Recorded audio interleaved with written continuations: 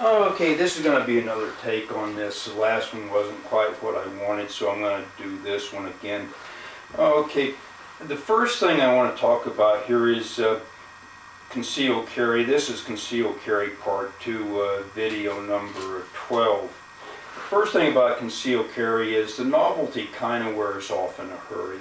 You know, carrying a weapon gets old after a while. If you're a normal person, it gets old after a certain amount of time or whatever. In fact, a lot of police officers have that problem. They get several years into the job, and a lot of them wish they didn't have to carry a weapon around all the time. So it's, in that respect, it's not all it's cracked up to be.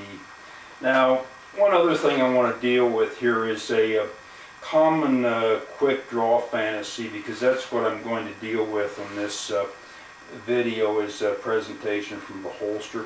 The common quick draw fantasy is everyone thinks you should have the holster down here maybe.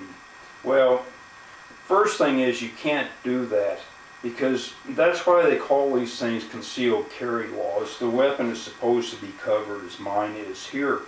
If you have your weapon down here in a quick draw position, you're going to be surrounded with a SWAT team and you're going to be doing 20 to life. So that's just a big no-no. It can't be done in this day and age. Okay, the other thing I'm going to deal with here, there's one other way to carry your weapon that I didn't mention on the previous video, and the way it's done is like this. And what this is called, this is Mexican carry, and it was invented by Pancho and Julio over in Hollenbeck, two gangbangers, and they invented it, and that's how I got the name Mexican carry. Now, all I can say is, if you're stupid enough to carry your weapon in this fashion, you are probably going to have a negligent discharge sooner or later, and you're probably going to be removed from the gene pool that way, and good riddance to you. So this is a big no-no. In fact, there's a lot of people that carry weapons around that way. That's not a good idea. Now, the other thing I want to deal with here is quick draw fantasies like what you see in the Old West and the movies, and maybe Dirty Harry and Lethal Weapon and stuff like that. Everybody's into quick draw. Well, there wasn't a lot of quick draw stuff in the Old West. It wasn't like High Noon, you know, where the guys would go out there and they'd face each other down from 50 yards away, and the best shot wins and all that stuff. It wasn't a lot of that stuff. It was a lot of back shooting and bushwhacking and stuff like that. And if somebody come to town and he was looking for a gunfight with the sheriff, he'd have a gunfight with the sheriff and about 5 of his deputies, and the sheriff would have a shotgun. So there wasn't all of that stuff going on. Now, having said that, I'll get into presentation from the holster, as it's commonly known at the gun schools. Okay, presentation from the holster, the way it's done, you assume your Weaver, modified Weaver stance. Since you have a jacket covering your weapon, you brush your jacket back, jam the hand down onto the web of the grip here, real hard. Jam your hand down there like that.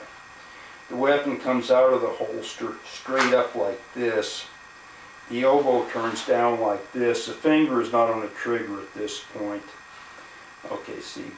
Then the other hand locks in like this. You get your grip. You do what's known as you drive the weapon forward. As you drive the weapon forward, your finger goes on the trigger and takes the slack out of it. And at that point, you're in what is known as a pointed end condition. You're ready to take the shot or not, depending on the situation. So that's the mechanics of how it's done. Now, the other thing is, when you holster your weapon, you'll do it exactly in the same reverse order. In fact, what they tell you at the 4-day handgun course, their exact words are, the most dangerous thing you will do here this weekend is putting your weapon back in the holster. And a constant phrase is, safely, gently lower the weapon into the holster. So it's the same exact word coming back. It comes back to here, hand comes off, goes to here, goes down in like that, finger off the trigger, and it goes right back in. And that's the mechanics of how presenting from the holster and reholstering the weapon is done.